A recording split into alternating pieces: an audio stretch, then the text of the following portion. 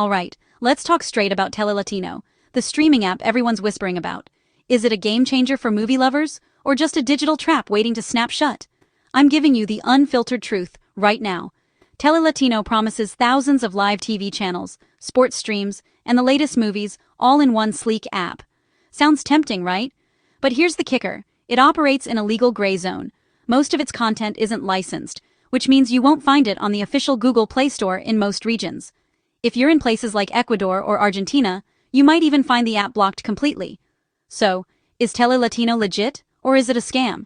Well, in terms of content delivery, you usually get what you expect, but the real risk isn't about getting ripped off for money, it's about your privacy and security.